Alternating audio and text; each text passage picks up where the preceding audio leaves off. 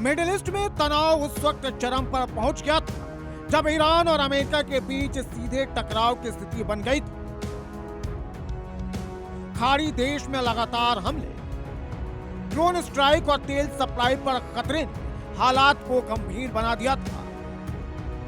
Straight of Hormuz, जो दुनिया की सबसे अहम तेल सप्लाई रूट में से एक है, जो संघर्ष का केंद्र बन गया था। एक तरफ अमेरिका हॉर्मुज खोलने को लेकर चेतावनी दे रहा था, दूसरी तरफ ईरान अपनी शर्तों पर अडिग था, जिसकी वजह से हमले थमने के बजाय और विध्वंसक हो गए थे। लगातार बढ़ते दबाव और वैश्विक आर्थिक संकट के खतरे के बीच आखिरकार दोनों देशों ने 14 दिन के सीज फायर पर सहमति जताई। इस समझौते में बैक चैनल डिप्लोमेसी और कई देशों की भूमिका रही, लेकिन सबसे ज्यादा चर्चा हो रही है वो है शी जिनपिंग की। खबर है कि चीन ने इस पूरे घटनाक्रम में दोहरी रणनीति अपनाई। दावा किया गया कि चीन ने पहले ईरान को तकनीकी और सैन्य मदद देकर मजबूत किया, जिससे अमेरिका पर दबाव बना। फिर अंतर्राष्ट्रीय मंचों पर, खासकर खाड़ी क्षेत्रों से जुड़े प्रस्तावों में चीन ने अपने प्रभाव को इस्तेमाल कर ईरान के हितों की रक्षा की। इसके बाद कूटनीतिक स्तर पर अमेरिका से बातचीत कर सीज फायर की राह तैयार की। अब सबसे बड़ा सवाल है कि चीन आखिर ईरान का साथ क्यों दे रहा है।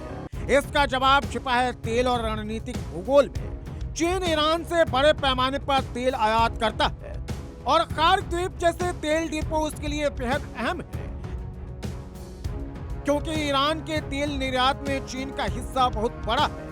91% ईरानी तेल का निर्यात चीन के लिए जाता है। 1.3 से 1.4 मिलियन बैरल हर दिन तेल चीन को भेजा जाता है, जो कुल समुद्री आयात का लगभग 13 से 14% है।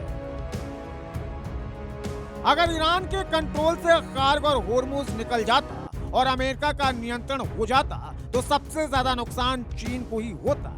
यही वजह है कि चीन ने सीज फायर के लिए दोनों देशों को मनाया। दिलचस्प यह है कि जिस प्रस्ताव और सीज फायर का हीरो पाकिस्तान बन रहा था, उसमें असली खेल तो चीन ने खेला है। वो चीन ही था जिसने दोनों देशों के बीच तनाव कम करने के लिए दबाव बनाया। खबर तो ये भी है कि चीन ने ईरान को साफ चेतावनी दी कि अगर ट्रंप अपनी धमकी के मुताबिक ईरान के एनर्जी साइट्स और बुनियादी ढांचे पर हमला करते हैं तो पूरी दुनिया की अर्थव्यवस्था बर्बाद हो जाएगी। ट्रंप ने बताया कि चीन ने ईरान को सीज फायर के लिए मनाया। इसके लिए ट्रंप ने जिनपिंग को धन्यवाद भी किया। ट्रंप ने यह भी माना कि चीन ने ईरान पर फ्लेक्सिबिलिटी दिखाने और तनाव घटाने के लिए दबाव बनाया। खबर यह है कि चीन ने मुख्य तौर पर 3 तरीकों से ईरान को समझाया। पहली, आर्थिक चेतावनी। अगर अमेरिका ने पावर प्लांट और पुलों पर हमला किया तो ईरान की अर्थव्यवस्था पूरी तरह ठप हो जाएगी, जिससे तेल आयात और व्यापार पर भारी असर पड़ेगा। दूसरा, कूटनीतिक दबाव। चीन ने ईरान को बताया कि वो अकेला नहीं लड़ सकता। पाकिस्तान, रूस और चीन मिलकर भी अमेरिका इजराइल के खिलाफ पूरी जीत हासिल नहीं कर सकते। तीसरा, भविष्य का फायदा। चीन ने ईरान को आश्वासन दिया कि सीज फायर के बाद वो ईरान के पुनर्निर्माण में मदद करेगा और प्रतिबंध हटाने में भी साथ देगा।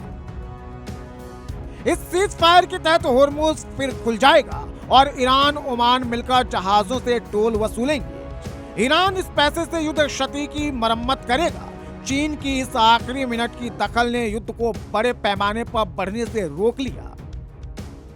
सीज फायर को ट्रंप ने महत्वपूर्ण कदम बताया, लेकिन साफ कहा कि अगर ईरान शर्तें नहीं मानेगा तो हमला फिर शुरू हो जाएगा।